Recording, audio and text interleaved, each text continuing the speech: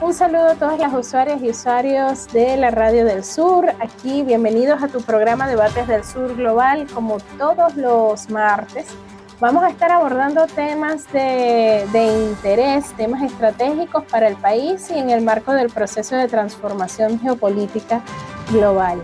Bueno, en el día de hoy agradecemos a todas y todos los que hacen posible esta transmisión. En primer lugar, a la presidenta de la Radio del Sur, Nieves Valdés, a la gerente de contenidos, Tamar Sánchez, también al equipo de TV Fan que nos acompaña también para hacer la cobertura, y al Banco Nacional de Vivienda y Hábitat que nos patrocina para poder llegar a todas y todos ustedes.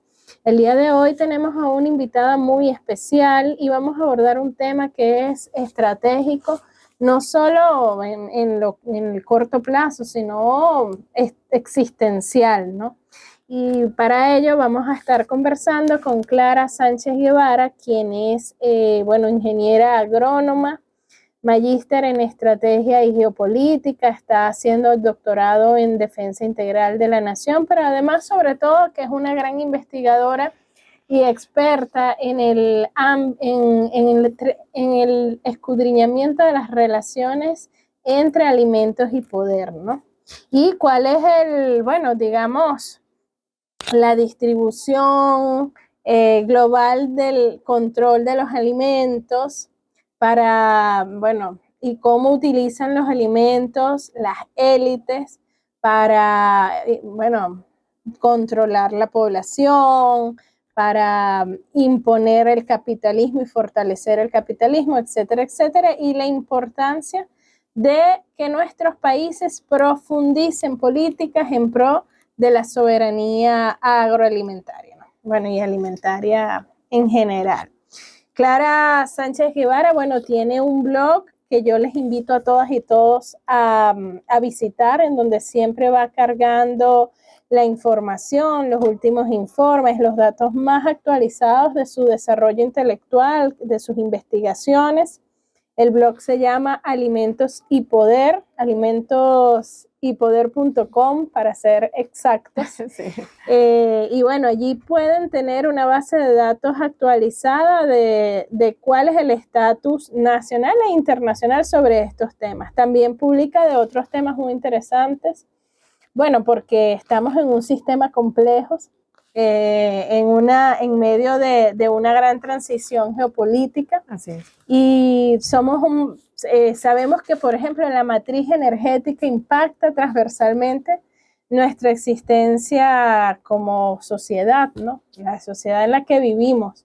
He visto, Clara, que has publicado también sobre temas energéticos, sobre temas de carácter relacionados con la ayuda humanitaria o la presunta ayuda humanitaria en el país. En general nos ayudas a construir una visión mucho más amplia y transversal de problemáticas geopolíticas que aquejan en nuestro país y que tenemos que considerar.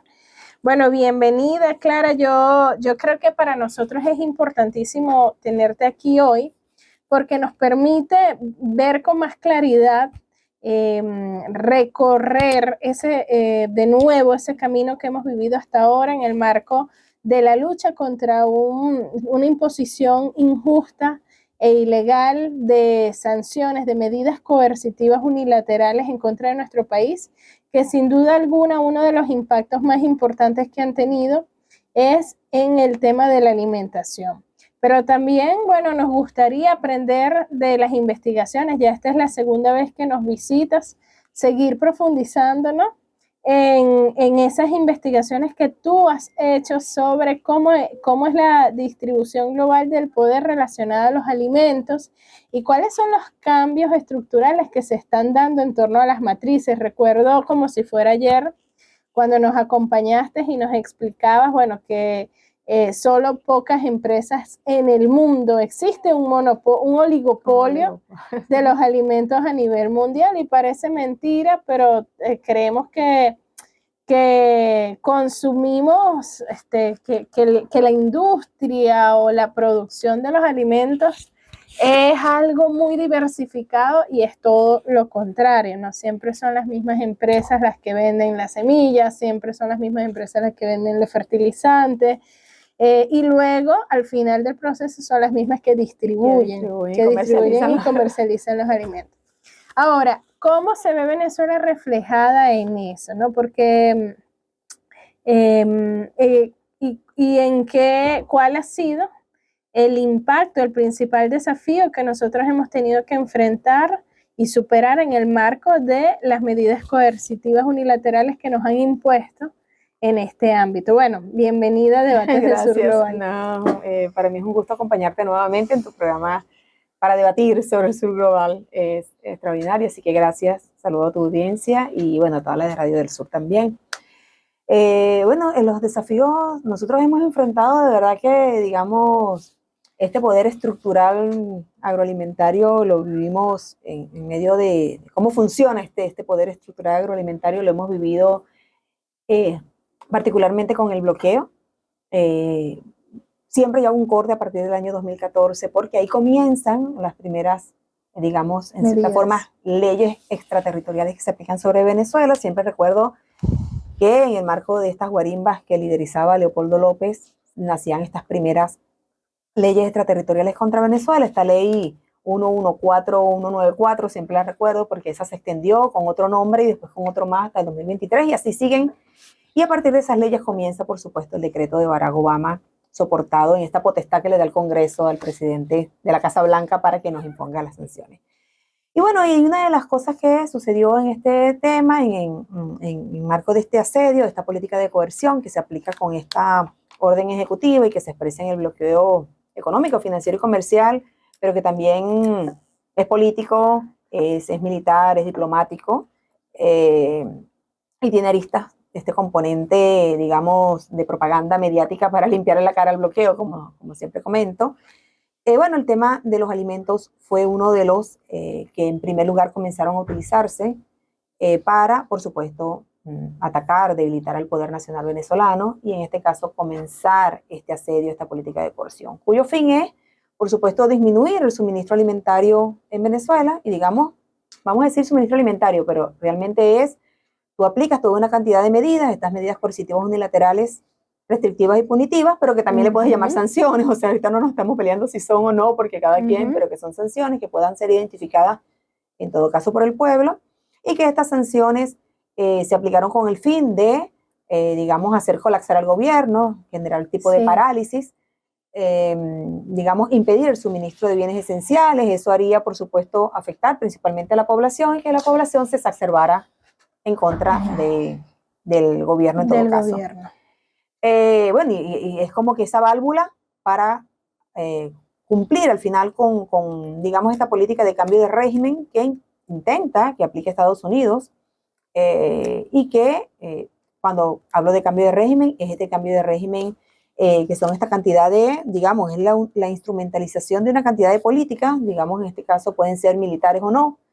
Las medidas coercitivas vienen a ser un tipo de estos instrumentos y que se hace particularmente es una política exterior de Estados Unidos en el que busca, por supuesto, cambiar el modelo político de un país por otro que le sea afín a sus intereses estratégicos, cuando al actual lo considera una amenaza a su seguridad de la nación. De hecho, que la orden ejecutiva de Obama dice que somos una amenaza a su seguridad inusual, a su seguridad nacional y política exterior. Entonces, bueno, en este contexto de esta política exterior de los Estados Unidos, bueno, el tema de los alimentos se comenzó a utilizar con un papel crucial. Yo le llamo que fueron utilizados como munición de guerra.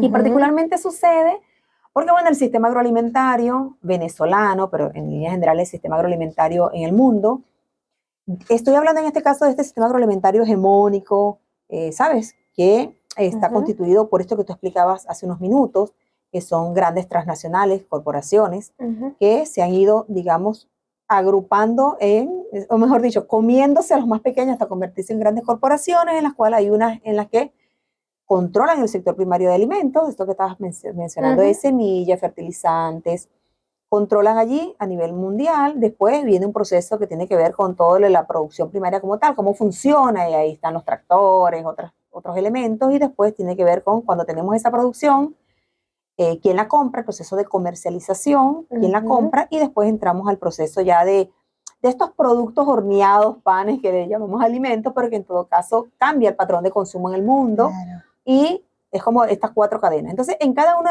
de esos procesos existen unas corporaciones a nivel mundial con patas en estos grandes centros geopolíticos, estas potencias, y bueno, vienen en cierta forma a controlar el sistema agroalimentario del mundo, y nosotros terminamos produciendo, consumiendo lo que estas grandes transnacionales y este poder de alimentario que se lleva a cabo principalmente por Estados Unidos a partir de la Segunda Guerra Mundial comienza a, digamos, a instituirse en todos los países. Y sucede a través de, digamos, organismos como la FAO, en la cual todas estas políticas diseñadas por Estados Unidos es a través de estos grandes foros multilaterales en los que se imponen, y a partir de allí se penetran a los países con la aplicación de, bueno, las mejores técnicas, las mejores inversiones, y vamos moldeando nuestros sistemas. En Venezuela, parte de lo que nos afectó con el bloqueo tiene que ver con algo que yo le llamo, así lo mencioné, lo denomino pues en mi segundo libro de Geopolítica y Colonización Alimentaria, que lo llamo como un proceso de digamos, dominación geopolítica colonial estructural en el tema alimentario. Pero que siempre digo, yo utilizo el sistema agroalimentario para mostrar, ¿no?, como ejemplo de cómo es que funciona este poder dominante contra el resto de los países, pero también, si usted lo aplica a todo el resto de los factores, digo, saliendo del alimentario, aplíquelo al cultural, al político, al económico, efectivamente le va a dar la misma fórmula, la misma receta. Y bueno, y este poder, este proceso de dominación se lleva a cabo por estas grandes potencias, en las cuales terminan configurando estas grandes transnacionales, que tienen sus patas en estos principales países, potencias occidentales. Sí, claro, principalmente, y a partir de allí, entonces, bueno, nuestro sistema agroalimentario en Venezuela, no solamente se moldeó después de la Segunda Guerra Mundial, sino que se venía moldeando desde el proceso de colonización. Entonces, si nos retrotraemos, viene moldeándose porque, en cierta forma, Venezuela ha estado respondiendo. Cuando éramos de los principales productores de cacao del mundo, respondíamos a que era cacao el que compraban los españoles, y nosotros respondíamos a la dominación española. Al interés de la metrópoli. Exacto. Después, bueno, pasamos al café, porque, bueno, los españoles dejaron de comprarnos el cacao porque llevamos a cabo iniciamos nuestro proceso de independencia, y cuando sucede eso, entonces viene el café a constituirse para, en todo caso, a Gran Bretaña en esta importancia de adquirir estos, digamos, cualquier tipo de estas materias primas, y bueno, dejamos de vender cacao para vender café en respuesta a las necesidades, yo digo, a lo que nos asignaron, al papel que nos asignaron las primeras potencias del mundo, y después salimos del café al petróleo, porque fue el papel que nos asignaron siempre proveedores de materias primas. Donde, bueno, el desarrollo de nuestra industria alimentaria entonces viene estando, digamos, amoldada a este sistema. Después de la Segunda Guerra Mundial, ya relacionado al petróleo, entra toda la Fundación Rockefeller, Estados Unidos, comienza a configurarse un nuevo sistema agroalimentario a nivel mundial, y ese sistema agroalimentario se inserta en Venezuela a través del petróleo. Si quien llevaba digamos, acoplamiento del nuevo sistema agroalimentario en el mundo lo hacía la Fundación Rockefeller, que también estuvo en los altos cargos en la Casa Blanca, la vicepresidencia ¿Y todavía sigue siendo Rockefeller? Bueno, o sea, tiene estragos por todas partes. Cuando hablamos de Rockefeller, estamos hablando que aquí en Venezuela se dice, viene entre los elementos. Bueno, nosotros éramos, Venezuela llegó a ser el primer productor de petróleo del mundo. Lo que no se dice es que ese petróleo lo extraía la Standard Oil. Claro, las 7 hermanas. Ajá, entonces en este caso la Standard Oil, y la Standard Oil era de Rockefeller, entonces de los Rockefeller, en todo caso nosotros respondíamos y se lo llevaban sin tantas ganancias para nosotros, y ese petróleo que se vendía en el mundo y que podían decir que es de Venezuela, sus manos detrás de quien digamos, lo explotaba, ¿Quién lo explotaba? Y era quien lo administraba y quien lo controlaba. Claro, entonces, bueno, sí, se sacaba el petróleo de Venezuela, pero no era que Venezuela era como tal. Entonces, hasta en ese nivel estamos, es parte de lo que es para reflexionar, pues. Y eso es lo que nos lleva al tema del bloqueo. En el caso particularmente de los alimentos, justamente como Venezuela responde a ese acoplamiento, nosotros en el año 45, desde antes, muchos años antes que comenzara todo este proceso a nivel mundial, bueno, a través de esta Standard Oil se crean estos convenios, entran algunas otras corporaciones creadas por Rockefeller, o sea, por esta fundación ahora Rockefeller, y se insertan en Venezuela para apoyar en la industrialización en el tema alimentario. ¿Y quién es esa industrialización? Quien llega son estas grandes empresas que ya todos conocemos, Coca-Cola, Diablitos Underworld, o sea, todos, pero ellas pertenecientes a las tres grandes, le llamaban en ese entonces las tres grandes de los alimentos. Estamos hablando de, déjame ver si la recuerdo un poco, la International Multifoods, que es una de ellas, y estas son Cargill. las que, Cargill es una de ellas, pero ellas tienen unos nombres que con los años se van degradando a otras, ¿me entiendes? Entonces, ellas son las que llegan al país y se instalan con ellas todo un sistema que responde. Entonces, nosotros nos convertimos se instalaron muchísimas plantas en Venezuela, pero al fin y al cabo no es que nosotros producíamos nuestros propios alimentos. La idea era que nos iban a apoyar en el proceso de industrialización, que teníamos que comprarle todos los excedentes de trigo. Sí, ¿te acuerdas? El proceso de sustitución de importaciones que nunca siempre funcionó. Fue una trampa. Bueno, y bajo ese proceso y bajo esa cuestión de la sustitución de importaciones, se instalaron toda una cantidad de plantas y nosotros lo que nos convertimos fue en unas empresas manufactureras, digamos, maquilas como tal, en la cual el trigo excedente en los Estados Unidos se traía a Venezuela, el maíz excedente en los Estados Unidos se traía, entonces se supone que eso era para ayudarnos a que nosotros después con el tiempo fortaleciéramos nuestra agricultura y volviéramos al tema agrícola. Bueno, no lo podemos hacer porque si seguimos comprando el maíz más barato, ¿sabes? Entonces, no terminamos fortaleciendo nuestra agricultura, comenzamos a... No, y que allí ellos garantizaban también toda una dependencia tecnológica, una dependencia de insumos de todo lo que ellos vendían, porque, bueno, está bien, vamos a sembrar, pero toma, esta es la semilla. Esta es la semilla. Y por lo general es la semilla que no ni siquiera utilizan ellos allá, sino como la semilla defectuosa o el excedente de la semilla. Excedente y en todo caso también las semillas que no son las de última generación, que en todo caso ellos Correcto. Ahorita las pueden vender, pero con patentes, pues entonces ahorita ya estas semillas que son estos transgénicos, entonces ya invaden el tema de la soberanía como tal de los países en los cuales dependen. Nosotros lo hemos vivido sin necesidad de tener los transgénicos y sin necesidad de comprar patentes. Sencillamente cuando comenzó el bloqueo se nos dejó de vender las semillas certificadas que se producían en Venezuela, con las que se sembraban en Venezuela. Correcto. Para corregir. Y bueno, esas semillas se dejaron de vender y los productores comenzaron a quedar sin semilla para sembrar en el campo. Hemos tenido un avance. En Venezuela desde el año 2004 comenzó un proceso de la certificación de la semilla nacional, del desarrollo de nuestra semilla nacional. Bueno, no se hace de un año a otro, son 100 años, 500 años de dominación. Y este proceso, por supuesto, nos afecta en medio del bloqueo. ¿Por qué? Porque nuestro sistema agroalimentario respondía a ese proceso de dominación, que en todo caso estoy explicando de manera un poco somera, pero esa es la forma en que funciona. No, pero está bien que lo mencionas, porque todavía no somos capaces como venezolanos de entender el nivel de profundidad y el impacto que ha tenido el bloqueo en todas las áreas del país. No, entonces a veces hablamos, a grosso modo, que el país dejó de recibir el 98% de los ingresos. Sí, pero es mucho más que eso. No solo dejó de recibir el ingreso de la renta petrolera, es que también medicinas, semillas para sembrar, insumos, etcétera. Entonces, está bien que nos hagas esa explicación porque nos ayudas a entender. Es como por los motores de pesca. O sea, uno ve a los pescadores que ahorita, porque hay un proceso de recuperación, ¿no? Que viene, un proceso de recuperación que tiene un hito. Ese proceso de recuperación comenzó en 2021 y viene marcado cada año. Vamos a un proceso de recuperación constante, ya son casi 4 años digamos, el 2020 fue lo más bajo. También porque recordemos que el 2020, porque es importante tener en contexto, se unió con la pandemia, entonces, ¿sabes? O sea, eso hizo que fuera muchísimo mayor, ya este daño que veníamos haciendo con la pandemia, pero para nosotros la pandemia en el año 2021 se convirtió en un renacimiento luego de esto. Recordemos, cuando hablo de la pandemia, es porque hay países que con la pandemia cayeron en un debacle económico porque se paralizó todo.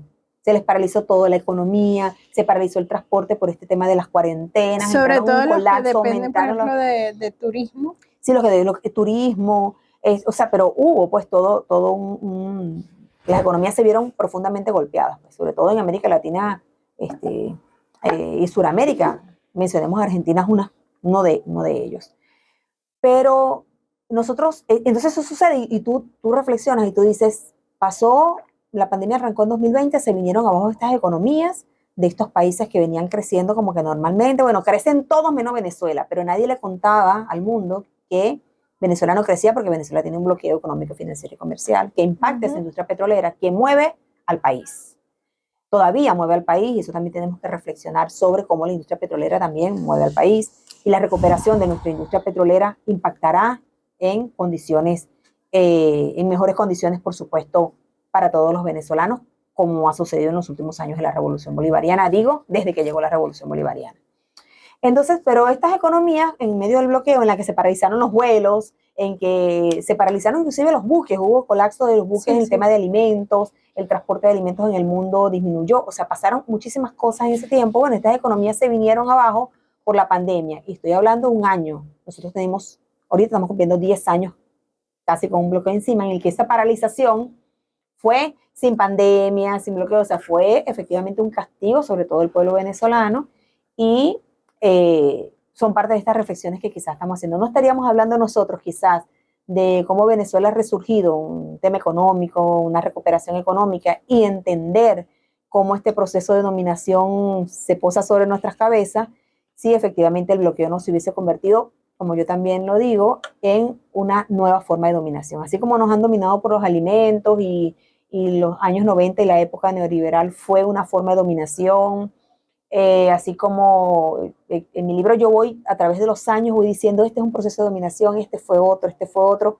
Bueno, el bloqueo se convirtió en una forma de cómo mutó ese proceso de dominación, porque al fin y al cabo el bloqueo es, yo tengo que castigar a Venezuela para que Venezuela siga haciendo lo que yo quiero que haga. O sea, quiero su petróleo, quiero sus recursos naturales, quiero tener acceso como a mí me dé la gana de sus recursos, de su gente, y eso por supuesto impacta directamente en cómo este bloqueo, este nuevo proceso de dominación ahora es la forma en la que está aplicando en los Estados Unidos, que no quiere decir, como siempre digo, que deje de lado el tema de las intervenciones militares o estas guerras, porque Palestina es un ejemplo de ellos y el tema de Israel.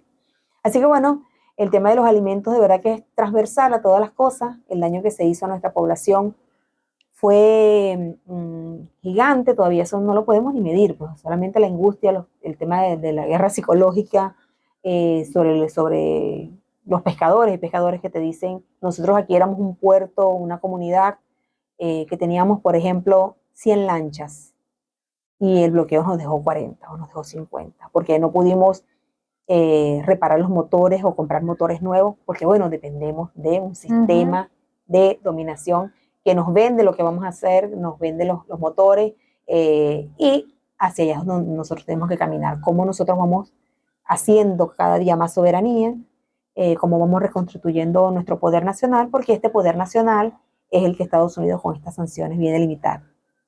Para cerrar esta primera etapa, cuando hablo de poder nacional estoy hablando de todas, digamos, estos factores que son tangibles e intangibles, porque es la gente, pues, que implican al pueblo y al gobierno, pero también a lo público y a lo privado, que permiten dar a una nación proyección de poder o más quantum de poder con respecto a otra nación. Y ahí encontramos, por supuesto, el tema alimentario en la base, pero están los recursos naturales, está la Fuerza Armada, está la industria, está la ciencia, la tecnología, las instituciones, y está la población. Está la población, digamos, en su carácter, en su moral, porque el tema de los alimentos va a atacar el carácter, a desmoralizar a un pueblo, como pasó efectivamente en Venezuela. Y este proceso es lo que hace que, bueno, las medidas coercitivas unilaterales y este bloqueo haya sido un instrumento para debilitar nuestro poder nacional. Estamos hablando del tema alimentario, pero estoy hablando de cómo los recursos naturales, en este caso el tema petróleo, fueron dirigidas a impedir cómo nosotros queríamos usar nuestros recursos naturales. O sea, estas medidas coercitivas unilaterales se convirtieron en un instrumento para debilitar a nuestro poder nacional y, por supuesto, fueron utilizadas y son utilizadas todavía como instrumento para el cambio de régimen, para que hagamos lo que Estados Unidos quiere que nosotros hagamos a sus intereses estratégicos, por supuesto. Bueno, bien, Clara, fíjense algo. Vamos ahorita rápidamente a identificar la estación y enseguida continuamos con más acá en Debates del Sur Global.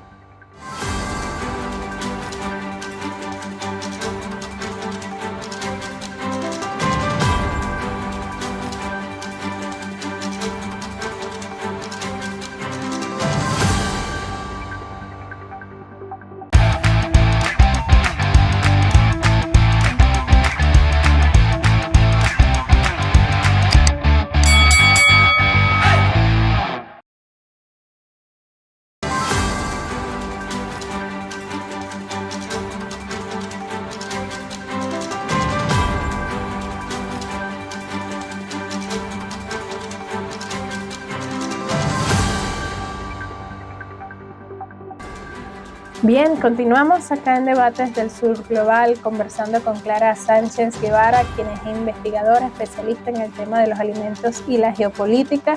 Bien, Clara, fíjate, luego de ver ese resumen brevísimo que hiciste en tiempo récord de cuál ha sido el patrón agroalimentario de nuestro país, a la luz de su posición en el sistema mundo, ¿no? Como lo hemos conocido, ¿no?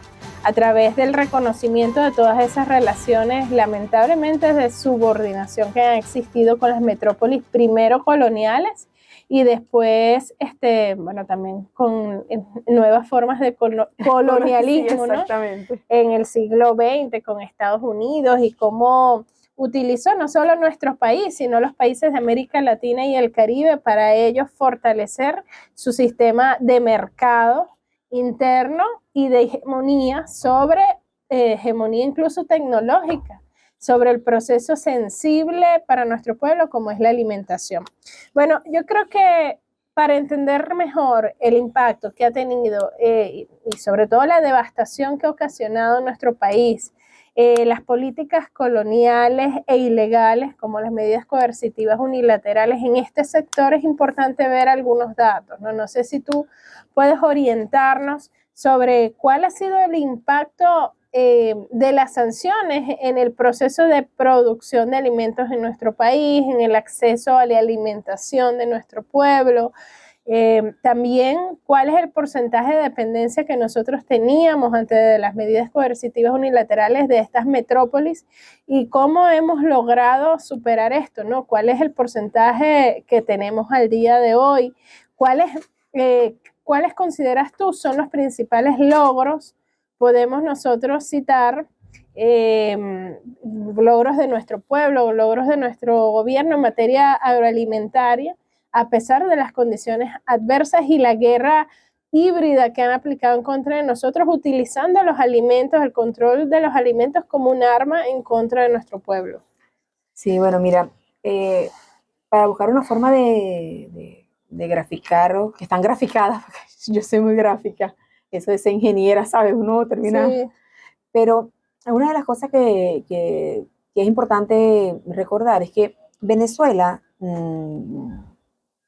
digamos, desde que llegó la Revolución Bolivariana en el año 1999, los niveles más altos de producción nacional de alimentos nuestros llegaron a ser entre el año 2008 y el año 2014 los más altos de la historia de Venezuela. Estoy hablando que se llegó a producir 21 o 22 millones de toneladas de alimentos en Venezuela, en términos concretos de producción de alimentos en términos primarios. ¿Sí? Estoy hablando de producción vegetal, maíz, y en el tema pecuario de carne, leche, huevos.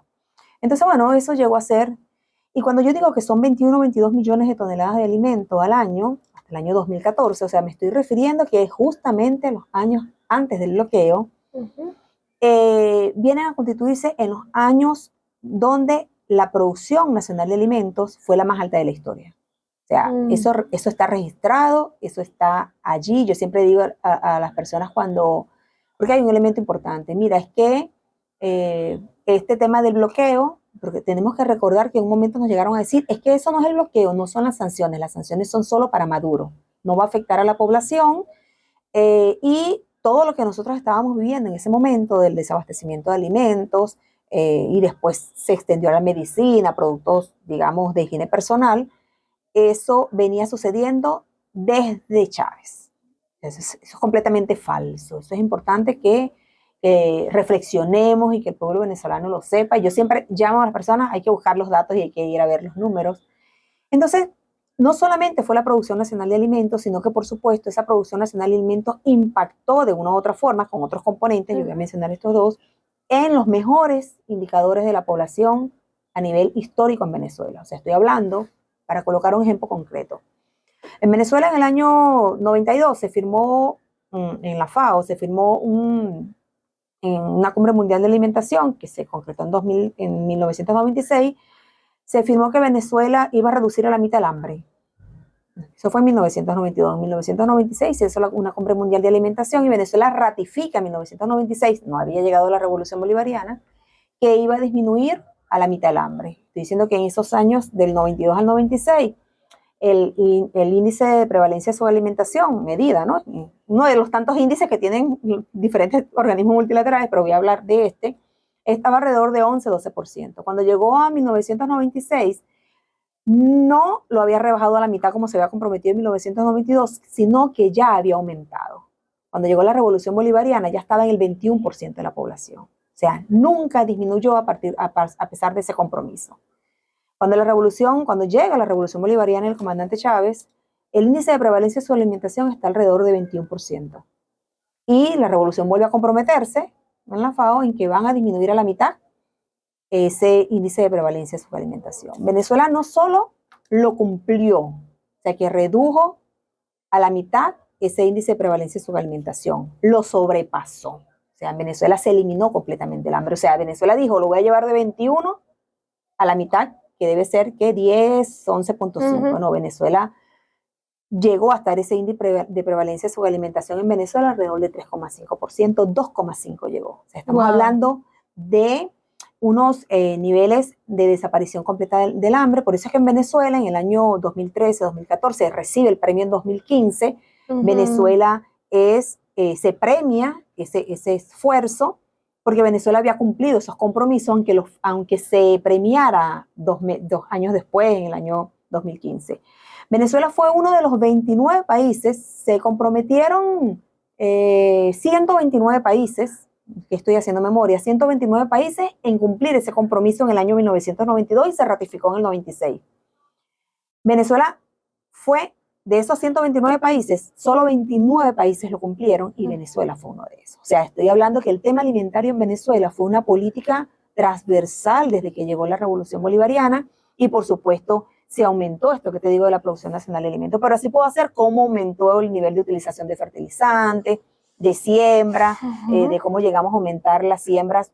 Cereales se sembraba alrededor de 700.000 hectáreas, llegamos a 2.600.000 hectáreas. O sea, se aumentó. De hecho, que hay un indicador que yo siempre menciono, que los niños de la Revolución Bolivariana, estoy hablando de los niños ya del año 2000 en adelante, venían creciendo el doble de lo que crecían los niños de los años 90, porque efectivamente comían mejor y podían desarrollar todo su potencial, ¿no? Genético. Y eso logró la Revolución Bolivariana. ¿Hasta cuándo se mantuvo eso? Hasta el año 2015, aún con las colas estas inducidas por el desabastecimiento inducido y estas largas colas que se ocasionaron, porque también tenemos que recordar que en el marco de esto que hablábamos en la parte anterior, de que hay un poder estructural y unas transnacionales que responden, bueno, en Venezuela también unas principales industrias, yo las identifico como 3 grandes industrias, y está Cargill, Porjal y otra más, ellas se convertían en quien dominaba, digamos, la cesta básica de lo que comía el venezolano. O sea, en líneas generales, era la cesta básica. Y esos productos de marcas específicas salieron del mercado porque respondían a este proceso de dominación. ¿Y para qué es el proceso de dominación? Para que respondiera en el momento de bloqueo. Claro, o sea, funcionó eso de lo cual nosotros dependíamos, las personas buscaban una marca en específica. Entonces, bueno, eso pasó y recordemos que, porque es importante recordarlo, porque se hizo a través del tema alimentario en primer lugar, porque, bueno, y es importante también que lo recordemos, que la última cola fue la campaña electoral que hizo esta oposición, digamos, fascista y que pidió después que llegó a la Asamblea Nacional de Sanciones, bajo este debilitamiento de este poder nacional que se hizo a través de esas sanciones y cómo operó el sistema agroalimentario, digamos, hegemónico, dominante que se tenía en Venezuela a favor de este bloqueo para imponer un cambio de régimen, o sea, debilitando. Se hizo a través de esta última cola. ¿Qué pasó? Justamente afectó la psiquis de la gente, la última cola. ¿Qué ofreció esta oposición en el año 2015? La última cola, y esa última cola fue la que llevó a esta oposición de la que salió Guaidó, nada más y nada menos, como este presidente interino que Estados Unidos intentaba imponernos a nosotros. Bueno, salió de allí. ¿Cómo ganó la Asamblea Nacional? Prometiéndole a la gente la última cola que, por supuesto, no paró, porque responde a este proceso de dominación, como yo te digo, no podía parar, porque tenías que terminar de implosionar el gobierno, paralizar el gobierno. Y este proceso de la última cola termina engañando a la gente, y realmente lo que acabó las colas en los supermercados para encontrar estos productos básicos fue nada más y nada menos que los comités locales de abastecimiento y producción, que creó el propio gobierno nacional justamente para hacerle frente a este desabastecimiento inducido, el abachaqueo y estas cosas que yo creo que las personas deben recordarlo. O sea, es una cosa que es imborrable, ¿no? Que eso pase, porque sobre eso cabalgó esta Asamblea Nacional Opositora. ¿Qué hace esta Asamblea Nacional Opositora después de ganar? Ofreciéndole al pueblo que va a acabar con este sufrimiento a lo que no estábamos acostumbrados. ¿Qué ha pedido la gente y qué pide el pueblo venezolano? Todo. O sea, no estoy hablando sin distingo de color político, partido, nada. ¿Qué pide el pueblo venezolano? Volver a las condiciones que tenían antes. Estas condiciones que en el tema alimentario te estoy aclarando, que es mayor producción, el abastecimiento, los alimentos. Venezuela vendía el 80% de los productos alimentarios de forma subsidiada y llegaba casi el 80% de la población. Sí. O sea, esos son los programas alimentarios y eso la gente lo pide, la gente dice, indistintamente del color político, es que nosotros queremos volver a esa. No, es a esa Venezuela la que te dio la revolución bolivariana del comandante Chávez y que se mantuvo hasta el año 2015, esa es la que la gente está pidiendo que vuelva. Sí. O sea, esa es una realidad, o sea, a veces no lo analizamos, pero esa es la Venezuela que se extraña, claro. Entonces, afectaste a la población y eso es lo que le quitaste a la gente. Entonces, bueno, se ha hecho un esfuerzo, arranca con el tema de los comités locales de abastecimiento y producción. Esos comités locales de abastecimiento y producción es interesante, porque lo voy a graficar aquí a través de la radio, escuchando, ¿no? Pero en la medida en que comienzan a incrementarse la cantidad de estos combos CLAC y de alimentos que llegan a puerta de casa a partir del 2016, comienza a mejorar el tema de abastecimiento en el país. Claro, ya la gente no sale a buscar una harina o un aceite, esos alimentos básicos del venezolano, a buscarlo, a hacer una cola. O sea, no fue la Asamblea Nacional, no, la Asamblea Nacionalista Opositora de Ramos Aluc, que le dio al presidente estos 6 meses para que se fuera del gobierno y que después en 2019 sale este nefasto de Juan Guaidó. Bueno, este proceso no acabaron las colas, las acabó el CLAC. Y otra cosa que tenemos que recordar es que en el año 2019, y tiene que ver con estos indicadores, como en el año 2019 en Venezuela, después de haber reducido 21% el hambre, y en el año 2019 se registran los niveles más altos de hambre en Venezuela. O sea, ese índice de prevalencia de subalimentación se incrementó en Venezuela. Yo cuando hablo aquí estoy hablando de los datos de la FAO, ¿no? O sea, estoy tomando los datos de FAO, que vienen siendo como los datos legales que sabes, como que, bueno, son los datos oficiales que existen en el tema multilateral, mundial, y en el año 2019. Si tú preguntas cuándo hubo más hambre en Venezuela, en el año 2019. Si tú preguntas cuándo fue que se disminuyó, digamos, la calidad de agua en las casas en Venezuela, en 2019. ¿Cuándo fue que se disminuyó la cantidad de agua que llegaba potable en Venezuela? En 2019. Si tú preguntas cuándo fue el año en que bajó el consumo y la generación de energía eléctrica en Venezuela, fue en el año 2019. Si tú preguntas cuándo fue que aumentó más el hambre en Venezuela, fue en 2019. O sea, 2019, y recordemos que estoy hablando de 2019, es el año enero 23 llegó Juan Guaidó y toda esta política de cambio de régimen que viene construyéndose, sino que ese año es que termina de, digamos, posicionarse, pues, como iba a ser la estocada final. Bueno, era el momento en que Estados Unidos, sus aliados, y esta guerra multidimensional, híbrida, multiforme, bueno, no convencional, iba a terminar de romperlo todo. O sea, romperlo todo, generar todas las condiciones que permitieran ver, bueno, que era necesario en Venezuela este presidente, este interinato, en el cual venía a proteger a los venezolanos de todo lo que Nicolás Maduro no lo protegía.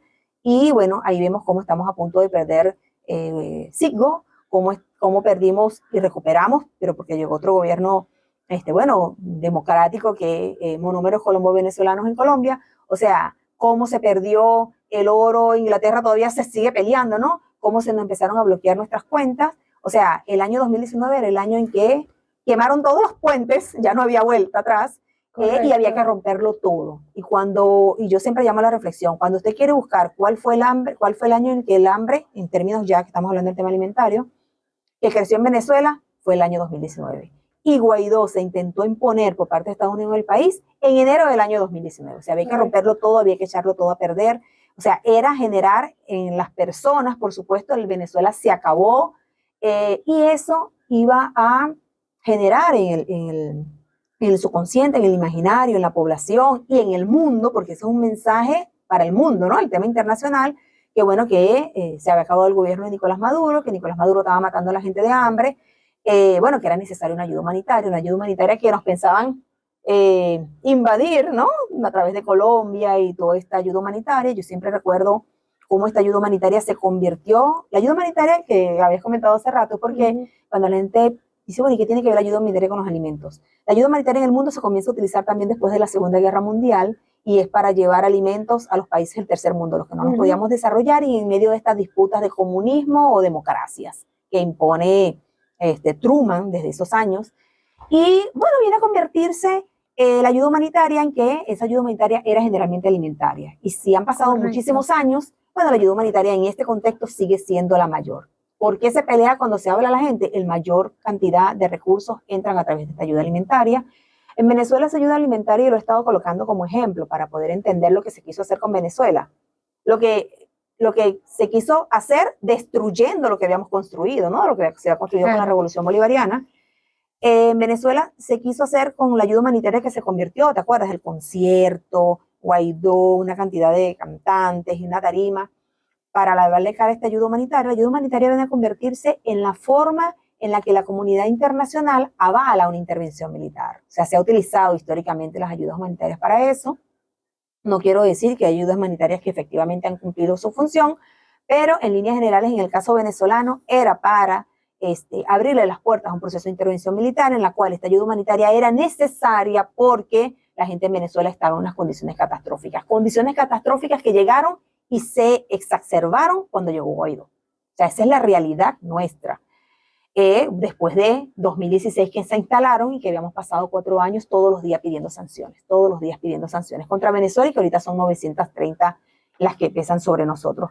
Y nos convirtió en 6, 8 años, entre el tercer y cuarto, ahorita ya han pasado 10, y ahorita nos superó Rusia y Belarus, que no estaban como primeros sancionados en el mundo, pero ya nos superaron después del 2022 y la operación especial en Ucrania, de militar de Rusia en Ucrania, pero nosotros nos convertimos en uno de los primeros países sancionados del mundo en alrededor de 6 años ya éramos, o sea, de la cantidad de sanciones que se nos impusieron. Como dice John Bolton en su libro, él comentaba que las sanciones tienen que ser de forma masiva, rápida y decidida. O sea, así se las aplicaron a Venezuela, fue un ejemplo de cómo se aplicaron las sanciones. Y bueno, después llegó Rusia en el año 2022, que le aplicaron de forma decisiva y ya lleva 21,000 sanciones. O sea, ¿sabes? O sea, la gente pregunta, bueno, pero Rusia ha aguantado. Bueno, pero Rusia tiene más poder nacional que nosotros. O sea, yo lo comparo siempre con territorio. Rusia territorio, Venezuela territorio, efectivamente un tema de poder nacional.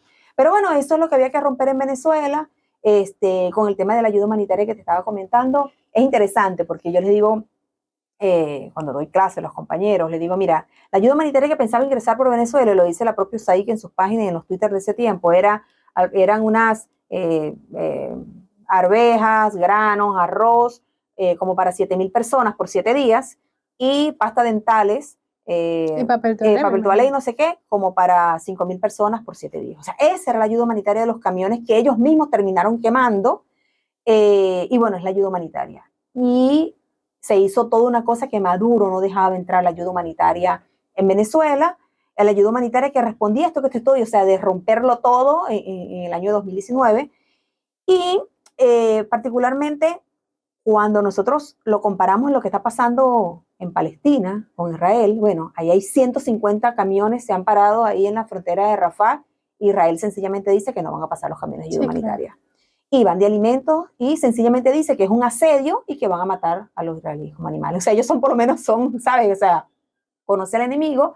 Y bueno, Naciones Unidas, no hay un alboroto por el tema de cómo Israel, nadie hace. Nosotros nos quisieron hacer una operación para ingresarlos a la ayuda humanitaria con el Grupo de Lima y todos unos presidentes apoyando, la OEA. Bueno, nadie se ha ido para la frontera entre Israel y Palestina en Rafah a intentar hacer un operativo masivo con un concierto para intentar pasar los camiones de ayuda humanitaria, y la gente que todos los días se dice va a morir de hambre, y no es que es un grupo de personas, es los 2 millones 300.000 personas que quedan, ¿no?, en la Franja de Gaza después de estar bombardeando. Entonces, eso es lo que está sucediendo en Venezuela. Y cuando tú me preguntas, Clara, ¿y cómo ha sido ese proceso de recuperación?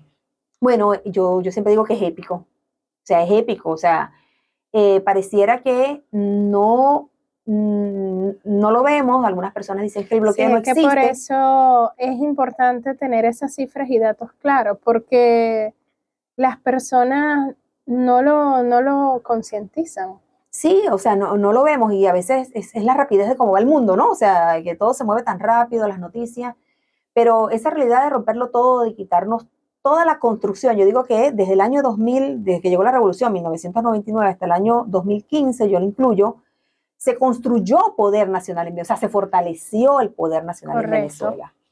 Y en ese año 2014, cuando la Guarima, y una vez la desaparición física del comandante Chávez, que bueno, es como que ya el comandante Chávez no va a estar, entonces bueno, ya no continuará la revolución bolivariana, se pusieron todas las cartas sobre la mesa, como lo dijo Trump, no sé, 4 años después, en el cual, bueno, la revolución bolivariana aquí no va a continuar y comienza esta política de coerción de la que hemos venido hablando. Esta política de coerción arranca en el 2014 y viene a destruirlo todo, incluyendo lo del presidente interino. Y en el año 2017, yo siempre digo, también hay otro hito. En el año 2017, particularmente a Venezuela se le aplica esto en el año 2014 porque caen los precios del petróleo. Nuestra economía la mueve el petróleo.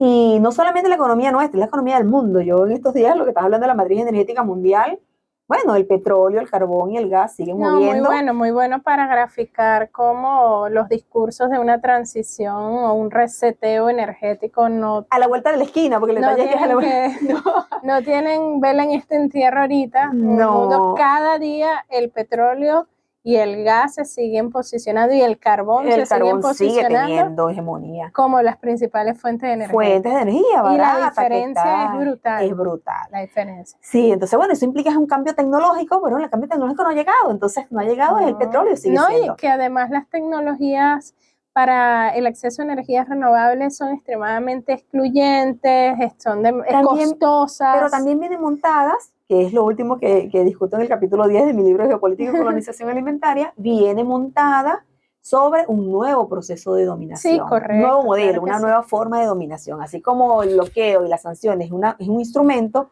viene esto de las energías renovables, verdes, de la noche a la mañana, en la cual ahora todos nosotros tenemos que, por lo menos en Venezuela, desmantelar nuestra industria petrolera y desmantelarla inmediatamente para poder transitar a la verde. O sea, ¿sabes? Es un proceso de dominación en el cual no se va a hacer. Pero bueno, en todo caso, lo que ha pasado en el proceso de recuperación nuestra es que ha pasado un proceso épico que tiene números también, porque es importante tener números, que comienza en el año 2021, que comienza con todo el tema inclusive de la gasolina, porque está la gasolina, o sea, los niveles en los que cayó nuestra producción petrolera y todo, pero también tiene que ver con el tema alimentario, cómo comenzaron los niveles, este mismo índice del que te estaba hablando, para no hablar de muchísimos otros índices, que a veces me dicen solo tú entiendes los 20.000 índices que hay, pero bueno, este índice de prevalencia de subalimentación de la FAO ha ido, no voy a decir aumentando, ha ido disminuyendo progresivamente, que implica que ha ido disminuyendo el hambre en Venezuela en números conceptuales y números absolutos, o sea, estoy hablando en porcentaje en absoluto, tal cual como pasó con la revolución. Hablando de la FAO, también hubo manipulación, de que aquí había una hambruna y todos se estaban muriendo de hambre, eso tampoco llegó a ser de ese nivel, pero sí efectivamente, o sea, hubo un proceso de agotamiento bueno, lo que digo, de todos los suministros, los bienes esenciales que necesitan, no solamente la población venezolana, es cualquier población. Y ahí cuando yo digo que es épico, porque uno no sabe cuántos países en el mundo pueden aguantar esta épica de... Esta capacidad de recuperación en un tiempo también tan corto. Tan corto. Porque bueno, son 10 años ya, 2014, sí, tomándolo claro, como yo los vengo tomando, 2014, pero otros países le ha costado muchísimos más años recuperarse, y bueno, y hay datos concretos de cómo nosotros hemos venido recuperando. En el tema alimentario, que es un dato específico, por ejemplo, para la FAO, ya el año pasado, que son los datos 2022, todavía no sale el dato 2023, ya ese índice de prevalencia de subalimentación, que había aumentado a 32 y 27%, imagínate, ese número había superado los niveles que había encontrado la revolución bolivariana, ya viene ubicándose en 17, 14%, o sea, viene bajando constantemente, o sea que tenemos menos personas, por eso digo que este proceso de recuperación no solamente es que lo podamos decir en número, sino que también se está sintiendo en la calle. La gente me dice, claro, ¿y cómo se siente? Es la perspectiva, es la gente, No, es la fe. se ve en las personas en también. las personas, todo el mundo, tú se lo puedes preguntar a cualquiera y te va a decir en que camina en Venezuela que sí hay un proceso de recuperación, comiendo, que consigue todo. Que ya hay el abastecimiento en Venezuela, que el abastecimiento en Venezuela había sido alrededor de 12% el año 2016, o cuando las largas colas, el desabastecimiento inducido había sido así. Ya el abastecimiento en Venezuela está alrededor de 97%, cerró en el año 2023, bueno, y la gente lo ve pues, en los supermercados, en los espacios. O sea, que ese es un proceso de recuperación que lo hay. Sí. Bueno, excelente, Clara. Fíjense, vamos rápidamente a identificar la estación y enseguida volvemos con más en Debates del Sur Global.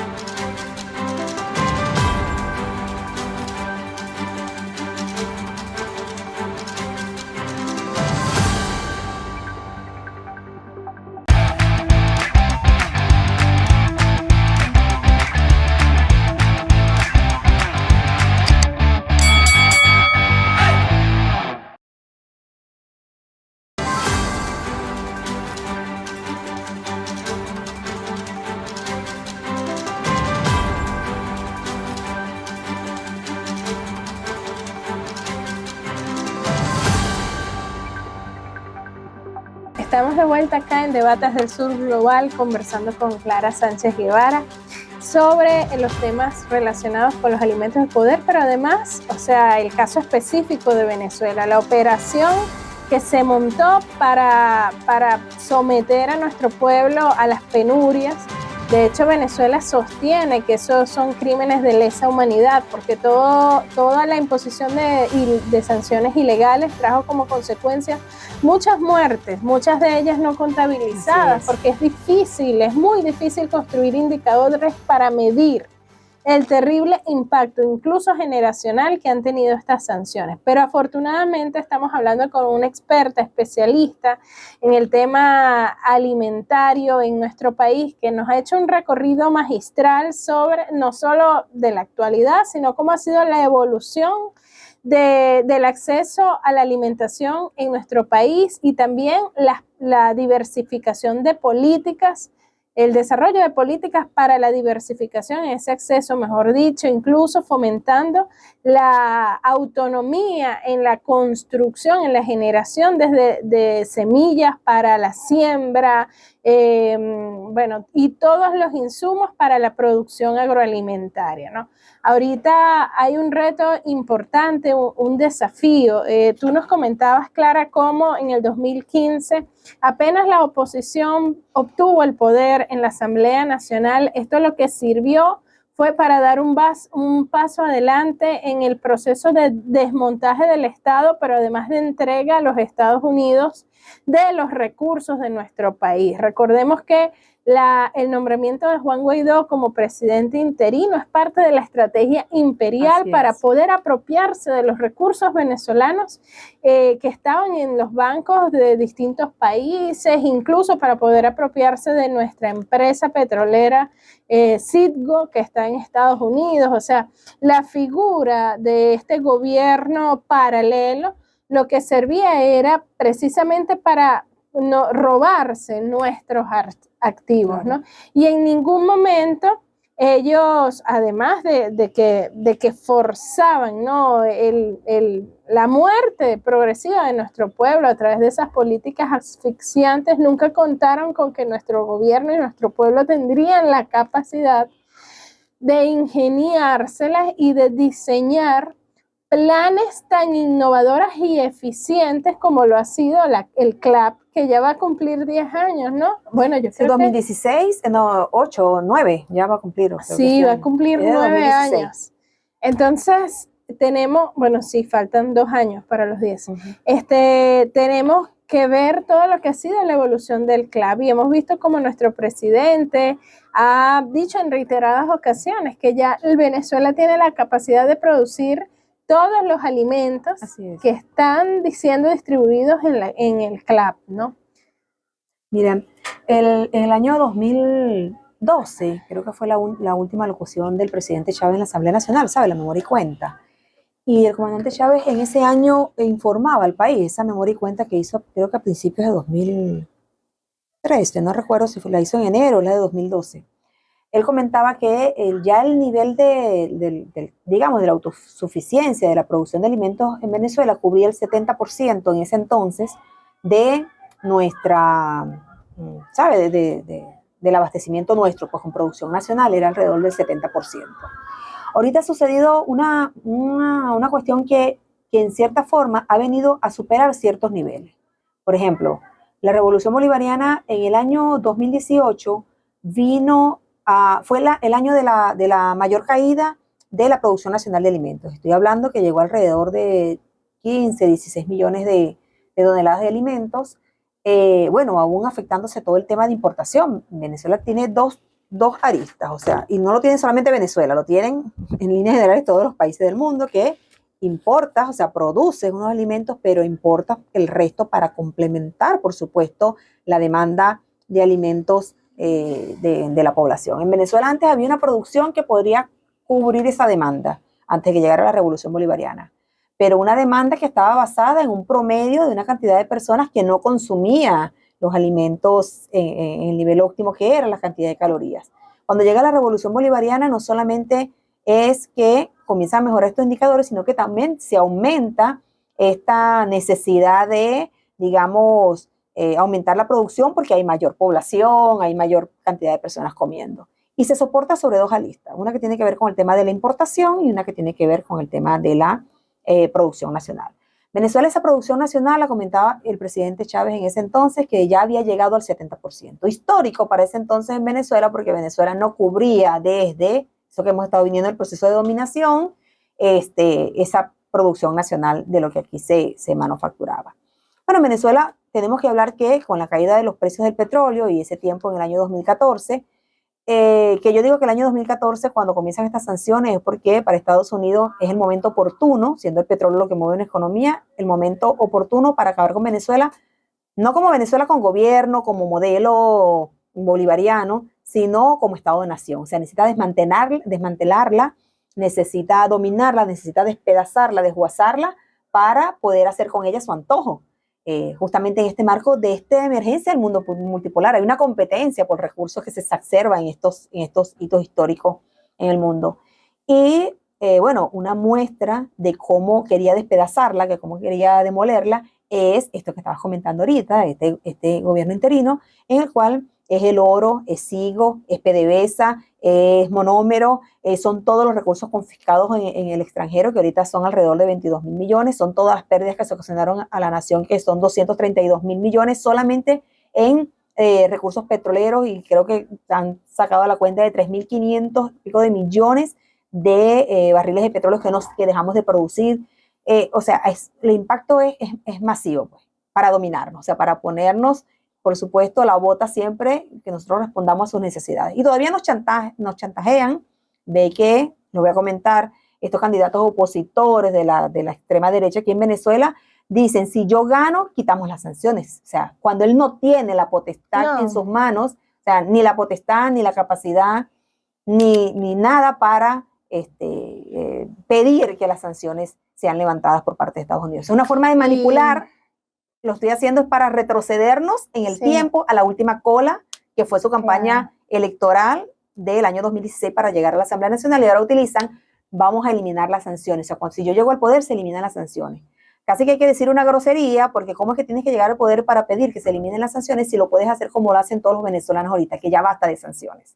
No, y además de que tú has sido el principal promotor de las sanciones, ¿a quién vas a engañar? Exactamente. ¿No? Es lo que estás demostrando que las sanciones son tu instrumento. Es el instrumento. Bueno, sí, es el instrumento de manipulación. Te estás revelando, o sea, te estás revelando porque estás diciendo que tú tienes el poder de quitarlo, y no lo haces porque es tu instrumento político para llegar al poder. Incluso, un poder que no es para hacerlo digamos, en beneficio de los venezolanos. Es un poder para entregarse y terminar de desguazar Venezuela, como lo intentaron hacer con un gobierno paralelo interino, o sea, son cosas que uno tiene que ponerlo en el tapete. Y que también hay que ver, eso es un libro que hay que escribir y que yo estoy ansiosa de leer, que es el libro de la corrupción del gobierno paralelo. Así es. Con ese, en el marco de ese proceso de desguazamiento que tú acabas de mencionar, precisamente ahí se generaron pequeñas élites que se beneficiaron económicamente, se están dando hoy la vidaza,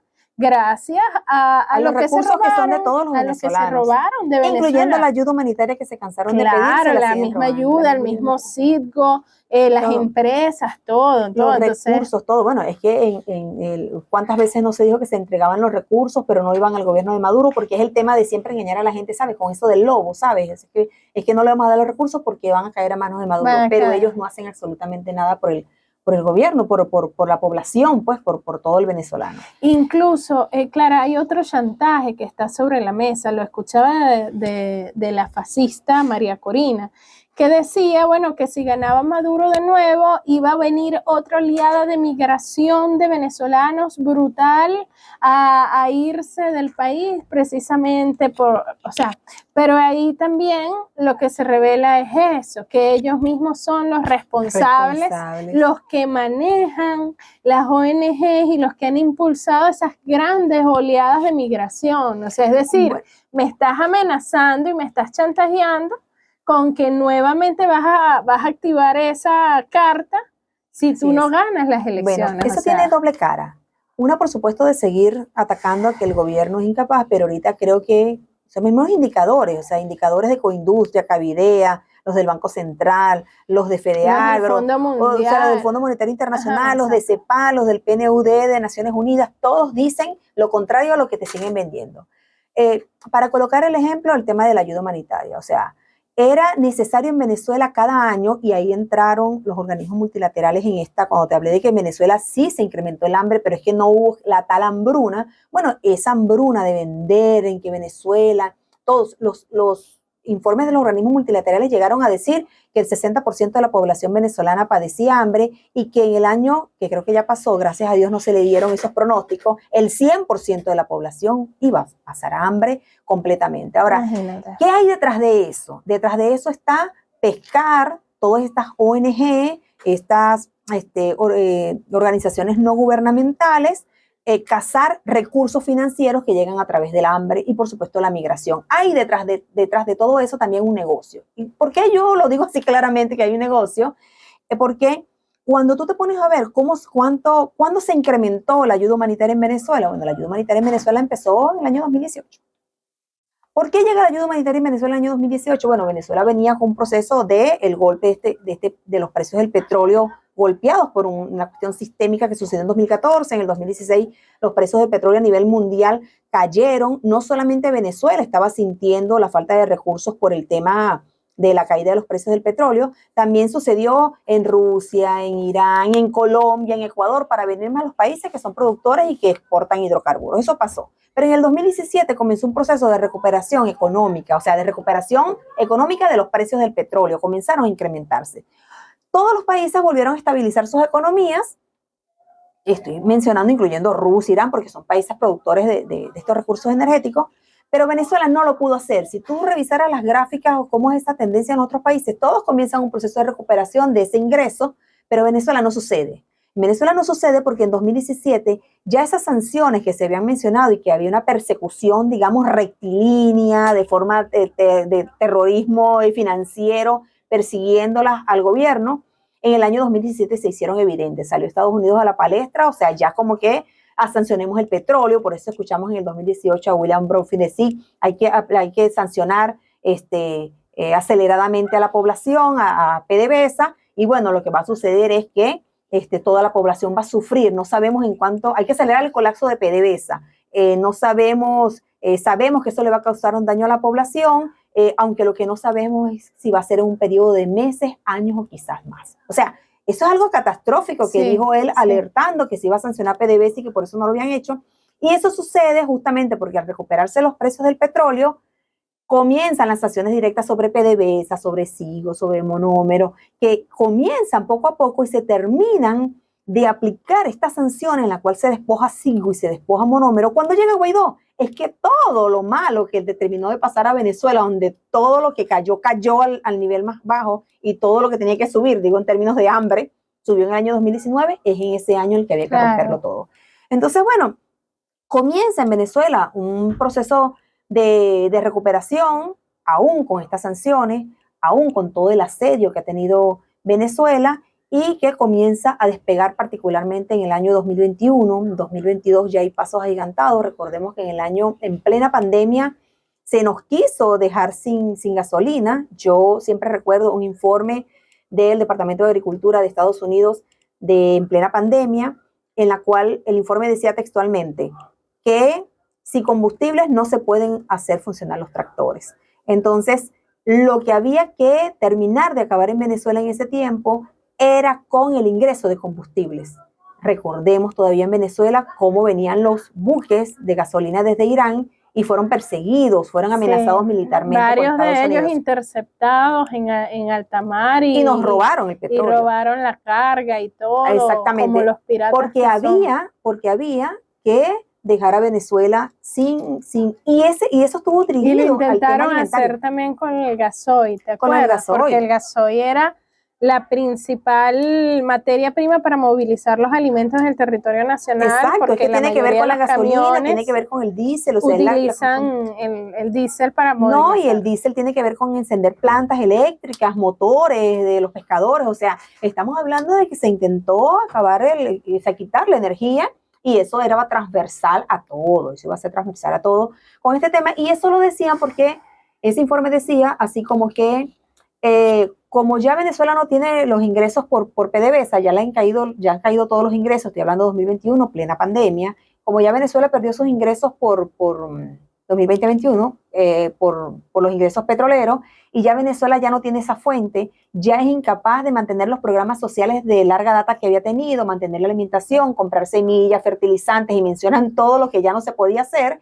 y ya había dejado de importar alimentos. Entonces la gasolina, el tema del diésel, el tema del combustible, era lo que iba a hacer caer, y esto sí lo voy a decir textual, precipitada y masivamente la producción nacional de alimentos, que aunque había caído, se había mantenido. Efectivamente, nuestra gente en este tema de los patrones de consumo comenzó a echarle mano más a la yuca, a la sardina, a la papa, porque bueno, no estaba la harina de maíz de la marca que estaban acostumbrados a comer, ¿sabes? O sea, se hizo toda una cosa con Venezuela.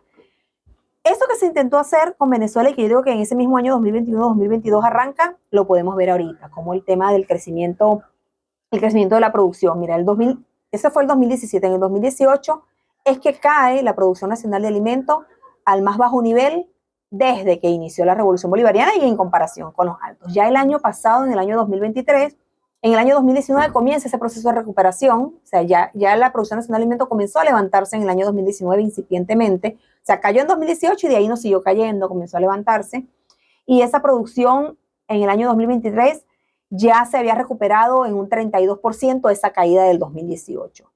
Y, por supuesto, falta todavía un porcentaje para alcanzar los niveles que la propia Revolución Bolivariana había alcanzado hasta el año 2014-2015, pero va en ese camino. De hecho, que los planes que están ahorita diseñados, quizás, bueno, porque eso también tiene que ver con el tema de las lluvias, con el tema de las precipitaciones, de mantener las condiciones también, digamos, aquí se me sale el ingeniero agrónomo, edafoclimáticas, acorde a la cuestión de la planta, pero sabemos que está el tema del cambio climático. Pero bueno, esto implica que este año se intenta en Venezuela alcanzar o superar, los planes están diseñados para alcanzar o superar esa producción que es la Revolución Bolivariana. Si eso lo logra, entonces es más épico de lo que yo le vengo relatando, porque bueno, es forzarse a Venezuela a hacerlo con sus propios recursos y los propios medios. Igualmente el tema de la industria. Cuando hablamos de la industria manufacturera creció el año pasado. Fedeagro dice, como Asociación de Productores Agropecuarios, que ellos el año pasado lograron, o sea, en Venezuela, estoy hablando de materia prima, ellos llegaron a alcanzar, ya la producción nacional, la producción de materia prima se alcanzó en un 50%, y ellos creen que este año ya va a aumentar automáticamente el 60%. El gobierno, por su parte, los datos que tiene, que la producción nacional de alimentos supera el 90%, porque efectivamente, cuando tú traes la materia prima importada más la materia prima que procesas aquí, eso cuando terminas de hacer el espagueti, por lo tanto, o sea, la pasta o el arroz, ese procesamiento, llega a que todos esos productos se están haciendo en nuestra industria nacional, aunque todavía tenemos una pata de importación que hemos estado superando. Por ejemplo, un dato que también es importante en este tema de la recuperación, Cavidea. Cavidea dice que ya es el tema que tiene que ver con el tema de la industria de alimentos, y esto yo lo coloco como ejemplo porque es bastante impactante. En el año 2021, el índice de Cavidea del mes de enero, por ejemplo, era 2.47. O sea, 2.47, estoy hablando de lo que produce la industria alimentaria en Venezuela. Y en el año 2020, los de mayo del año 2023, ese índice que Cavidea, le estoy hablando que era 2.47, llegó al 43%, 42%. O sea, estoy hablando de un crecimiento de 1900%. O sea, es una cosa porque es un crecimiento sostenido. ¿Y a qué se tiene que ver ese crecimiento sostenido de esta industria de alimentos, de esta asociación, ¿no?, que agrupa a esta gente? Tiene que ver con que, bueno, ellos producen más alimentos en sus industrias porque se vende en el mercado. O sea, hay una mejoría del poder adquisitivo de los venezolanos. Yo siempre digo, ojo, no estoy diciendo que nuestros salarios sean ahorita lo acorde que era antes de la llegada del bloqueo, porque nosotros añoramos nuestros salarios que ganábamos, que eran a $400, más de $400 cuando estaba la Revolución Bolivariana, que son el más alto nivel de salarios que ha tenido Venezuela. Y se convirtieron, y uno de los más altos, convirtieron a convertirse en uno de los más altos de Latinoamérica. Bueno, eso es lo que la gente quiere. O sea, la gente quiere que la Revolución Bolivariana recupere efectivamente los logros y llegue otra vez a los alcances que tuvimos con la Revolución Bolivariana. Eso es lo que la gente en líneas generales pide. Pero tenemos que efectivamente reflexionar sobre eso. O sea, eso no pasó hace 100 años, eso pasó hace 10 años, hace 8 años, eso en el 2014 uno vivía así. Entonces, bueno, estos índices tienen que ver con este proceso y eso tiene que ver con esta recuperación digamos, el salario, del poder adquisitivo, y si tienes poder adquisitivo es porque tienes mejores capacidades de compra y, por supuesto, esto es un crecimiento sostenido. Estas industrias dicen, cuando se le pregunta sobre el abastecimiento a sus voceros, porque bueno, sigo todo el tema alimentario, dicen, el fantasma del desabastecimiento ya no volverá. O sea, ellos están conscientes, y eso es importante, porque cuando yo te hablo de poder nacional, te estoy hablando de que el poder nacional es público y privado. O sea, es gobierno, es público y privado, es la suma de todos. Y entonces, es la capacidad también de controlar estas variables. Entonces, claro, el poder nacional es todo, lo construyen todos. Entonces, bueno, que hayan empresarios efectivamente que estén apostando al país, que crean en que se va a lograr, se logra si todos estamos de la mano. O sea, si todos dejamos de un lado, y lo voy a decir así, a esta derecha extremista, fascista, que quiere quemar personas vivas, que todavía te amenaza porque si yo no gano, entonces si te dicen que si ellos ganan se acaban las sanciones, quiere decir que si no ganan siguen las sanciones. Eso ya lo sabemos porque ellos fueron los que pidieron las sanciones y se sentaron en un curul en la Asamblea Nacional a decir que más sanciones. Claro, entonces esa es una realidad. Bueno, para Fedeagro es eso, para Corindustria también. Corindustria, ellos en el año 2016 crecieron.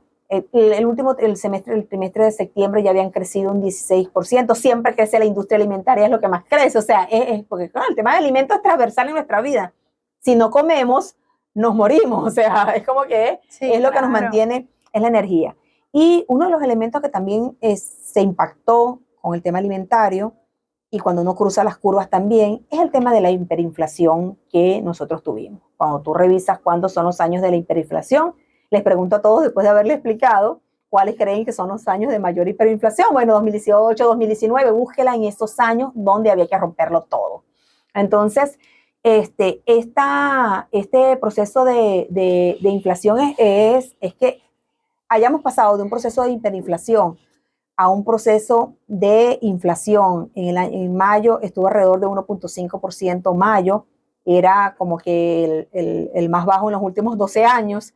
Estamos hablando que son indicadores mensuales mejores a los que la propia Revolución Bolivariana había conseguido durante la época de Chávez. O sea, son indicadores que vale la pena aplaudir, y que en el mes de junio terminó en 1%, y ese 1% nos lleva a que ahorita es alrededor de 8, 8,9, a final de año se estima, y no solamente es porque sean estimaciones venezolanas, son estimaciones de FMI, de CEPAL, ahorita llevamos 8 o 9, que al final va a ser entre 25 y 30% la inflación. O sea, estamos volviendo a las épocas, ¿sabes? Antes del bloqueo, a esta época soñada que todos añoramos, que independientemente del color político, usted añora esta época pasada de la Revolución Bolivariana antes del bloqueo. Eso es lo que añoramos los venezolanos. Entonces, y después de eso, bueno, el FMI dice que vamos a crecer 4%, CEPAL dice que vamos a crecer 4%, el PNUD de Naciones Unidas dice que vamos a crecer 4.2 o 4.7%, pero lo que coincide en todos es que vamos a ser uno de los que vamos a crecer en América del Sur y no en América Latina y el Caribe. O sea, es una realidad y esos son en números. Eso implica que, por supuesto, va a tener mejoras en la población. El tema de cómo hemos estado vendiendo petróleo, cómo se ha aumentado la cantidad de petróleo que estamos vendiendo, que se está importando, que se está exportando, perdón, y también con Venezuela, cómo ha comenzado a reactivar su industria. Entonces, esos son elementos importantes que tenemos que conocer. Excelente, Clara. Bueno, vamos a identificar la estación y enseguida continuamos con más acá en Debates del Sur Global.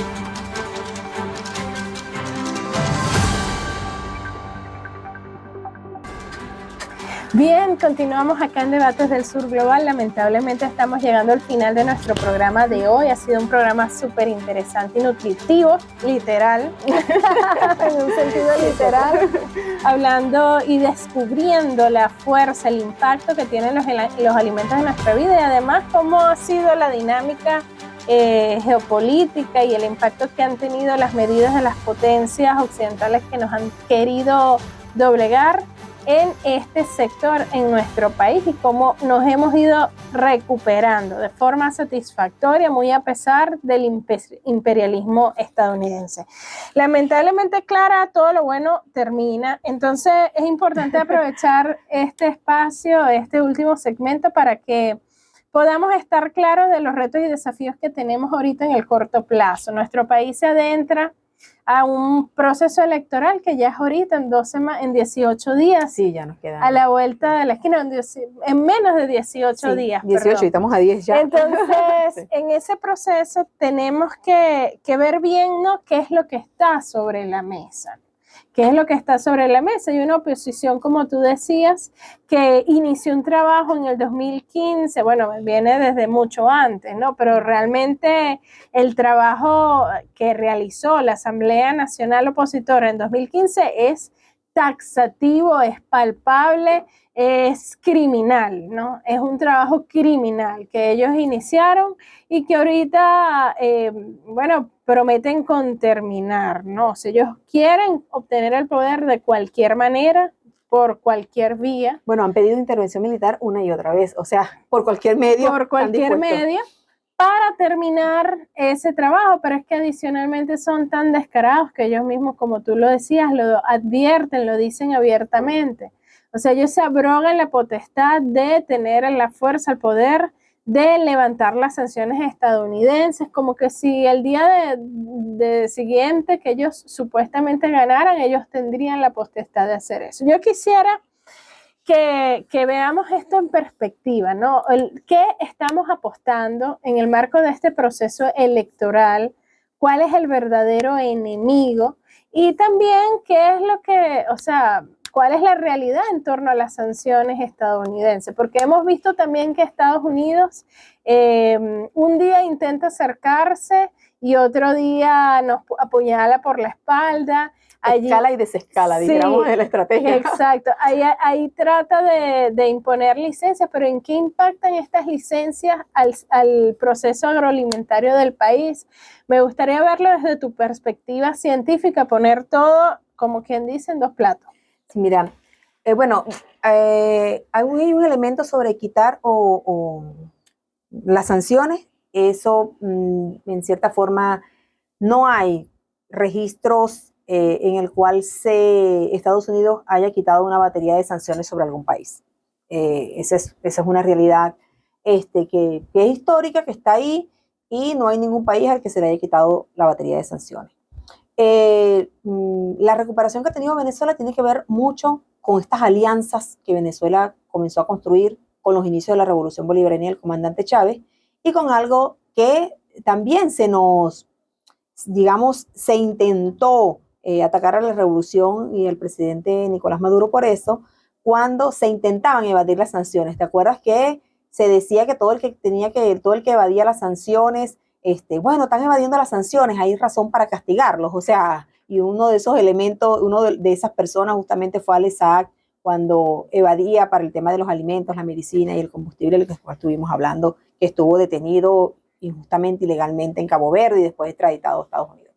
Entonces, bueno, esos son elementos de cómo nosotros sabemos cómo funcionan el tema de las sanciones. Amenazar para que no se haga. Como dice John Bolton, hay que aplicarlas masivas, rápida y decididamente. Hay un contexto geopolítico mundial en el cual Venezuela tiene, por supuesto, una presencia y una participación que en líneas generales es protagónica, porque no solamente es petróleo, es otra cantidad de recursos naturales que se tienen. En el mundo se disputan los recursos naturales. Es una de las cosas que tenemos que ponernos en el tapete, y nosotros ahorita no estamos jugando en términos, digamos, de patria, la soberanía y la independencia. O sea, ese proceso de independencia que inició el libertador Simón Bolívar, o sea, es un proceso que no ha culminado, porque que hay que en cierta forma sellarlo, o sea, es un tema de la soberanía y independencia nacional. No, y que eso no va a terminar tampoco mientras haya potencias que quieren quedarse en nuestros recursos. Claro, una lucha constante. Es una lucha, claro. Entonces, ese tipo lo que viene a constituirse en esta elección es importantísima para Venezuela, esta elección presidencial, porque es una elección presidencial en el marco de un asedio y de una guerra multidimensional, multiforme, híbrida, difusa, como se denomina desde Venezuela, en el cual, por supuesto, se envuelve a toda la población. Entonces, es fácil que muchas personas, después que hemos hablado todo esto, digan, pero es que yo no ganaba lo mismo que ganaba antes. Bueno, tú quieres ganar lo mismo que solamente te dio la Revolución Bolivariana, cuando llegó la Revolución Bolivariana. Y se atacó a la Revolución Bolivariana para que dejara de darle esta mayor suma de felicidad posible al pueblo, como lo decretaba el libertador. Bolívar. Exacto. Entonces, bueno, ahorita nos estamos jugando porque hay que hacer un contexto general. Hay una extrema derecha en Venezuela que ha demostrado también que es fascista, que quemó gente, que degolló personas poniendo guayas para asesinarlos, esa es la palabra, durante estas guarimbas del 2017, que intentó matar a la población de hambre, eliminándole los alimentos, escondiéndole los alimentos, no produciendo los alimentos en el marco de esta política de agresión.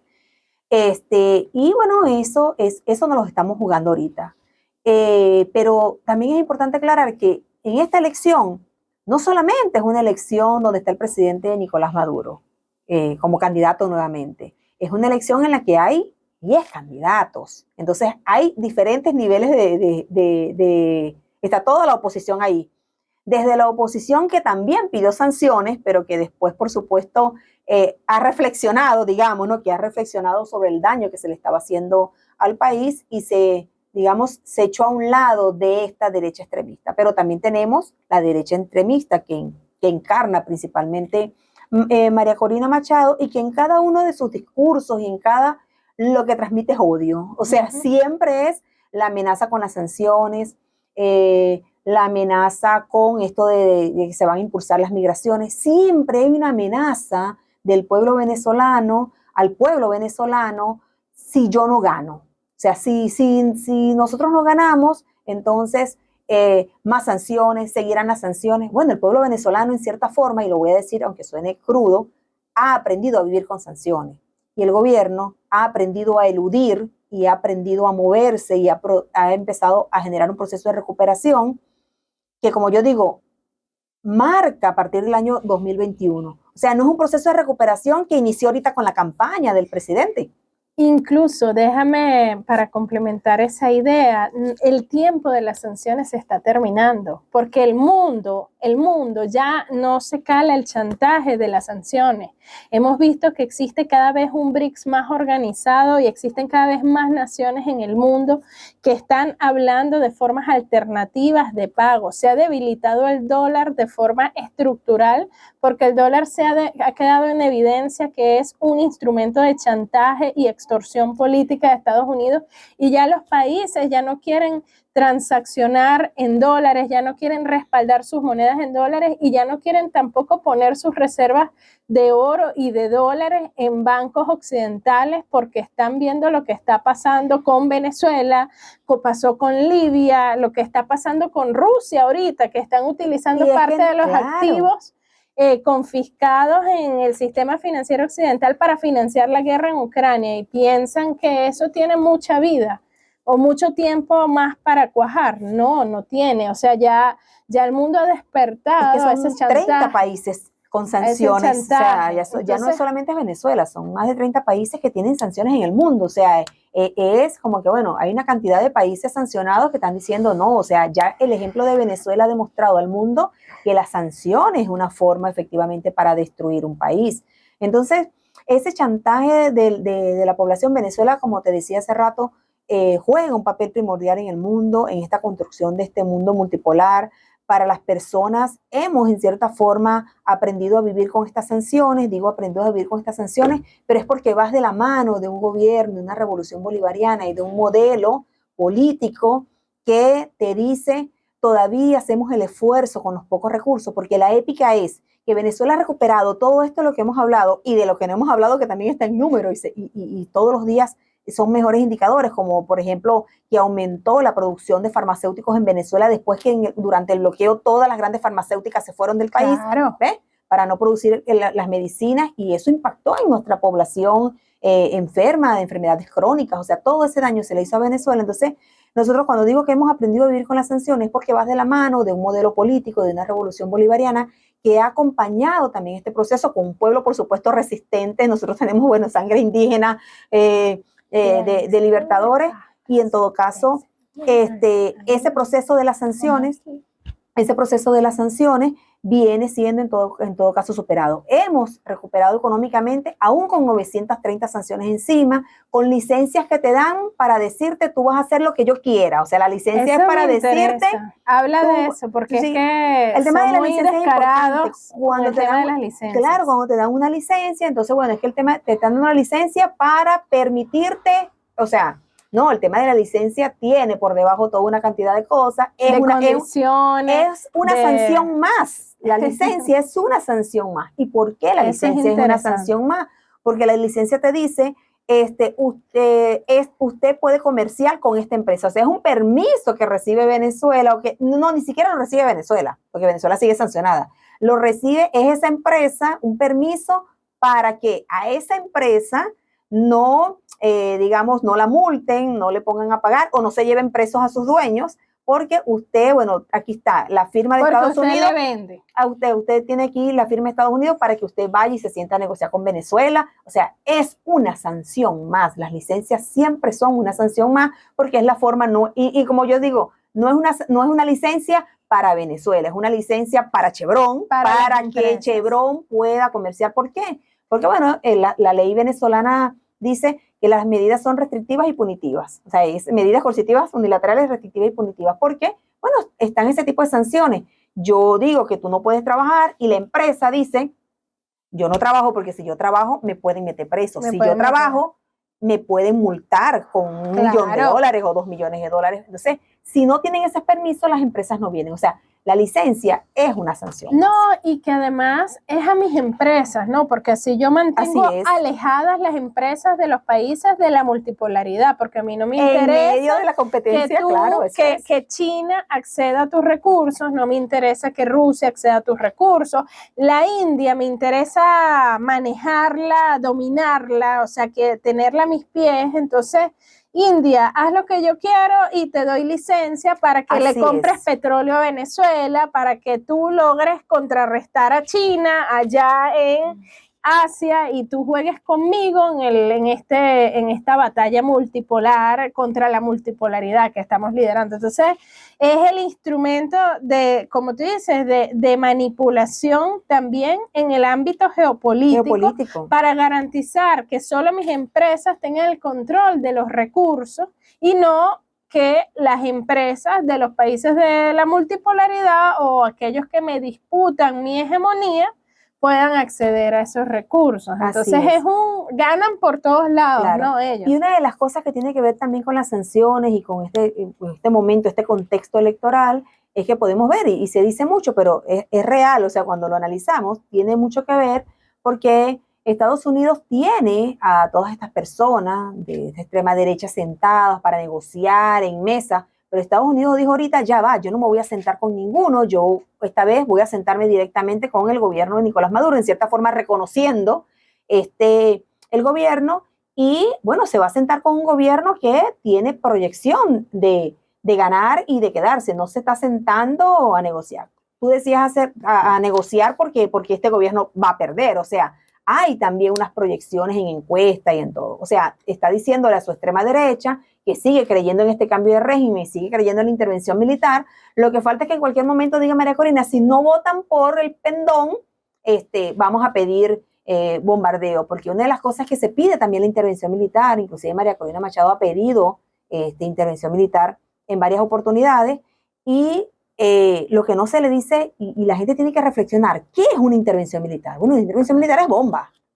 Una intervención militar es tal cual como las sanciones afectan a todo el mundo, esto también es drástico, es de esta forma. Entonces, yo creo que ahorita nos estamos jugando de verdad, ya digo, en términos de soberanía, de independencia, de nación, de construcción de poder nacional, y ahí estoy incorporando, bueno, Fedeagro, Cavidea, todas estas industrias, todos estos industriales que quieren fortalecer su empresa. Bueno, eso se fortalece justamente en el marco de una política y de un gobierno y de una revolución que ha venido fortaleciendo su poder nacional, como yo te decía, que forman parte de él. O bueno, es volver a ese papel anterior en el cual, bueno, ya nosotros necesitamos producir alimentos, aquí vemos cómo estamos produciendo alimentos, cómo se está produciendo el maíz, cómo se está produciendo una cantidad de alimentos. Entonces decir, bueno, ya todo el alimento hay que comprarlo de afuera, porque bueno, tenemos nuestra disputa entre los importadores y los productores, pero yo creo que Venezuela se ha recuperado y lo ha hecho con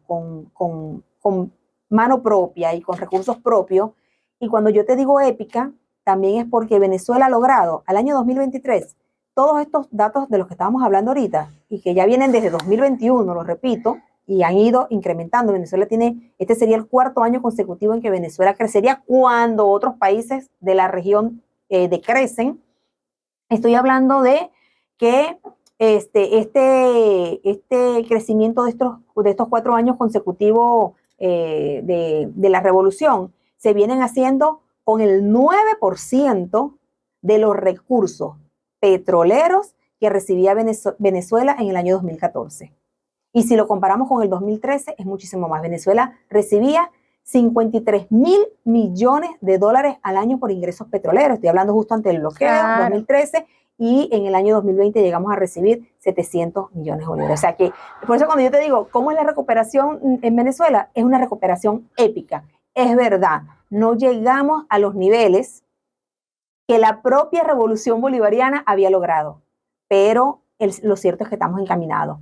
En unos ya estamos alcanzando los niveles, en otros ya los hemos sobrepasado. Un ejemplo claro es que el proceso de los alimentos CLAC, cuando comenzaron en el año 2016, solo el 7% de esos alimentos, tocando el tema alimentario, eran de producción nacional. Ahorita el 97% de esos alimentos son de producción nacional. O sea, estamos hablando de que Venezuela en Venezuela se ha entendido, se ha comprendido que el tema alimentario es un tema estratégico y así como es este, el resto. Y las alianzas en esta construcción del mundo multipolar juegan un papel importante.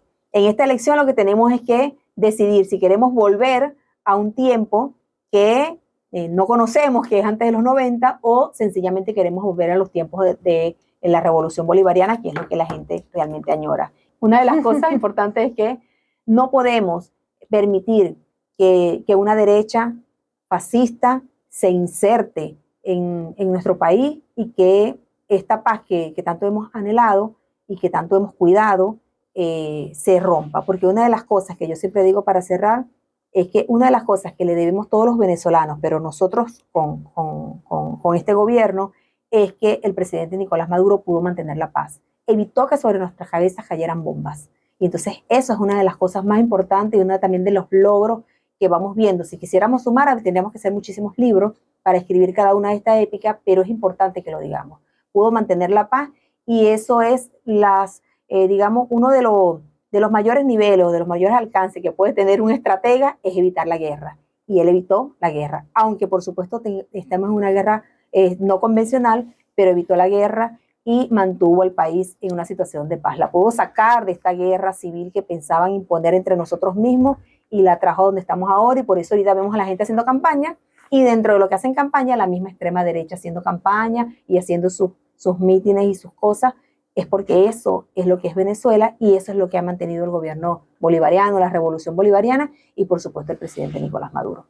Es una épica. Excelente, Clara Sánchez Guevara, por todas esas reflexiones, por esos datos tan importantes y también por alertar, ¿no? Con gran rigurosidad, incluso científica, en qué contexto nos encontramos y cuál es la dimensión de la batalla que tiene que dar nuestro pueblo, sobre todo en estos días que nos toca fortalecer nuestra democracia participativa y protagónica, respaldando a nuestro presidente Nicolás Maduro en el marco del proceso electoral que viene el próximo 28 de julio. No es poca cosa lo que hemos construido. Yo coincido plenamente con tu recuento histórico y con tu valoración, sobre todo, bueno, de lo que han sido los años recientes muy duros para nuestro país, y cómo el presidente ha logrado mantener la estabilidad y además lograr superar de forma efectiva y taxativa la guerra multidimensional que nos han hecho y las condiciones de miseria a las que nos querían someter, que no lo lograron. También reconocer la resiliencia de nuestro pueblo, su capacidad de innovación, y yo pienso que eso es algo que ha caracterizado al gobierno del presidente Maduro, que es ese reconocimiento a las ideas de nuestro pueblo, a las necesidades de nuestro pueblo, y que hemos tenido un gobierno abocado a trabajar de la mano con el pueblo, y eso es algo que tenemos que seguir fortaleciendo y manteniendo, y además que nos diferencia de muchos países en el mundo, y es un ejemplo, es lo que mantiene a la revolución bolivariana siendo un ejemplo para el sur global y para muchos países progresistas. Así es, que el pueblo salva al pueblo. Solo el pueblo salva al pueblo y solo un gobierno de la mano del pueblo puede superar de manera satisfactoria todas esas guerras y esos desafíos que nos ha tocado superar hasta ahora, y que yo también estoy segura que luego de la consolidación y la ratificación de nuestro presidente Nicolás Maduro el próximo 28 de julio, las condiciones geopolíticas van a ser otras, y sin duda alguna nuestro país va a poder posicionarse en el sitial estratégico que siempre ha merecido y ha tenido por su valor energético, por su capacidad técnica y por todo lo que significa los recursos que hay en nuestra patria. Bueno, hemos llegado al final de nuestro programa de hoy. Quiero agradecerte. Para mí es un gusto siempre acompañarte. Un saludo también a toda tu audiencia. Por estar con nosotros aquí, al equipo, bueno, de TV Fan, de la Radio del Sur, y de todos y todos que nos acompañan todos los martes aquí en Debates del Sur Global, en donde seguiremos viéndonos, Clara, siguiendo de cerca tu labor investigativa, tus libros. Por favor, recuérdale a nuestra audiencia los libros que has publicado. Bueno, están a la disposición Operación Bloqueo de Alimentos a Venezuela y Geopolítica y Colonización Alimentaria para todos. ¿En dónde los pueden conseguir? Con la editorial Galac, el número... Ahorita viene la Feria del Libro, en ¿no? la Feria del Libro, buscan editorial Galac y ellos tienen la... Allí tienen, ya saben, busquen los libros de nuestra querida investigadora, magíster en geopolítica y también, bueno, doctoranda en defensa integral de la nación, Clara Sánchez Guevara. Será hasta una próxima oportunidad. Gracias a todas y todos. Nos vemos aquí en Debates del Sur Global.